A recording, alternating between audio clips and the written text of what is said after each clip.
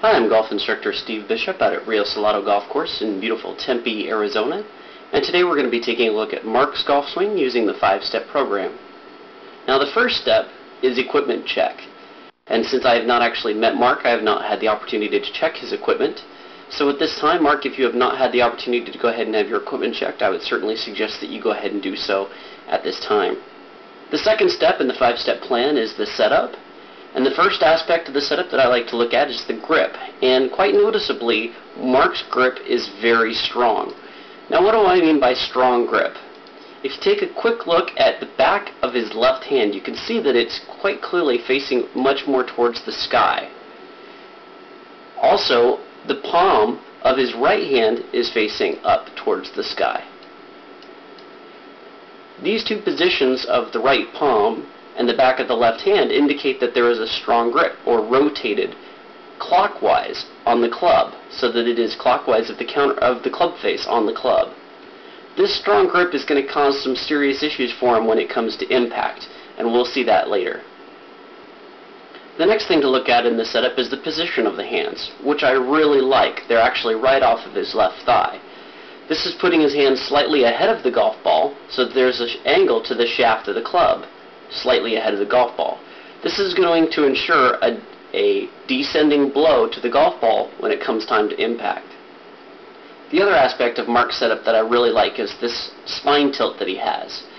He's tilted pretty well over the golf ball, and a lot of this is actually where he's bowing to the ball quite a bit. I think he actually has a little too much bow, but he does have a little angle of his head back away from the target.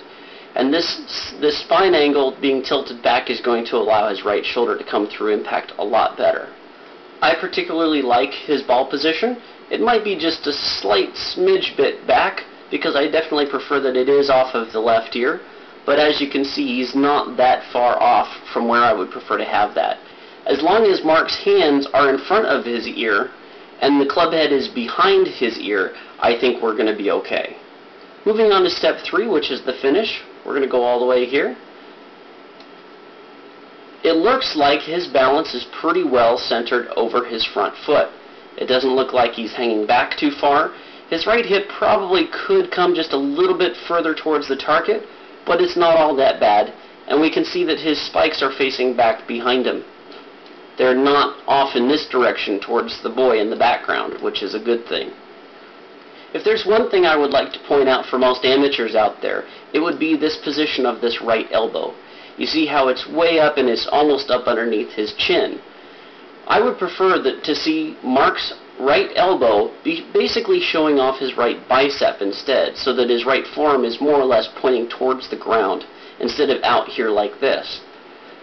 Basically, he has separated his elbows quite a lot during his golf swing, and this is a clear indication that there was some tension at some point during his golf swing. We'll be able to catch that later when we take a look at it. The fourth step in our 5-step program is balance. And in order to figure the balance, what we need to do is find the axis point of his golf swing.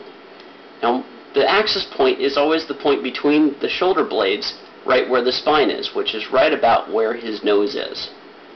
As Mark takes the club back, what we'll see is that he actually in very, very good shape. He hasn't moved all that much as far as his position of his spine. This spine angle has actually increased a little bit as he's taken the club back.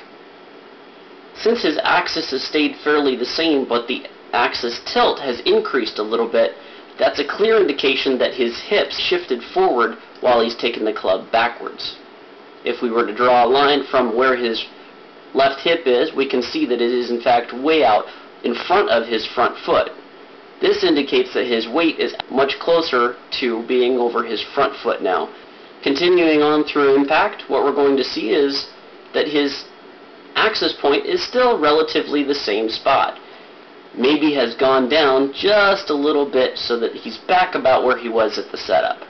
That's going to ensure that he actually has very, very good contact on this shot. And as we progress through all the way to his finish, we can see that his spine will actually come up out of the shot, so that his axis point is now much higher than it was when it was at setup. All in all, I would say that Mark's balance is pretty good. his setup has caused him to come out of the shot just a little bit by the time that he reaches his finish. Sometimes he might pull up a little bit out of it when he gets to impact because of his setup. This will generally cause him to hit toe shots. The fifth and final step in our program is relaxation. Now, one of the unique things about Mark's golf swing is that he does have such a strong grip that he is able to create quite an angle here between the shaft of the club and his left forearm. I also believe that he has the club slightly laid off, which is skewed a little bit because of the camera angle. If the camera was placed a little bit higher, I don't think we would see this angle between his left arm and the shaft quite as much. By having this great angle between his left forearm and the shaft, it is going to make sure that there is a descending blow to the golf ball. And a descending blow is a way of making sure that there will be acceleration through the ball. As Mark approaches the golf ball, we see that there is still quite a bit of angle here between the left arm and the shaft of the club.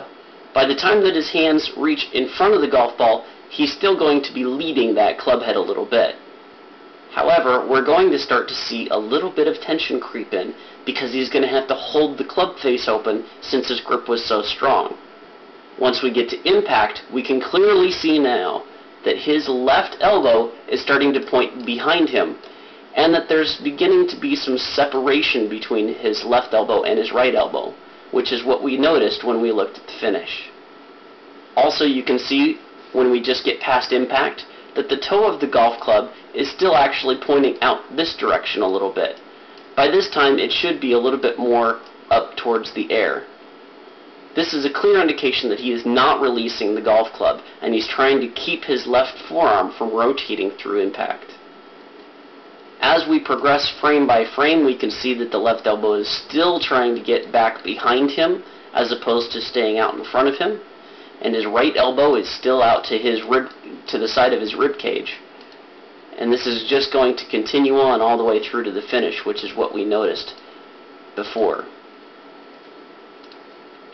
And finally, all the way up onto the finish, we see that again, this right elbow is not pointing down towards the ground. In fact, it's up, almost blocking his view. This is a clear indication again that he has kept tension in his arms, trying to hold that club face square to the target through impact.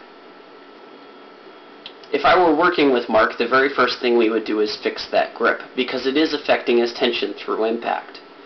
So Mark, what I suggest you do at this time is go ahead and learn how to neutralize your grip by getting the back of that left hand to face more towards the target, and get the palm of your right hand to also face much more towards the target. If you have not seen my neutral grip video at this time, I strongly recommend that you go ahead and do so now. I hope this has been informative to all of you. I'm sure a lot of you may see some similarities in your golf swing to that of Mark's. I hope by taking a look at this, you'll also be able to figure out the reasons why you do what you do.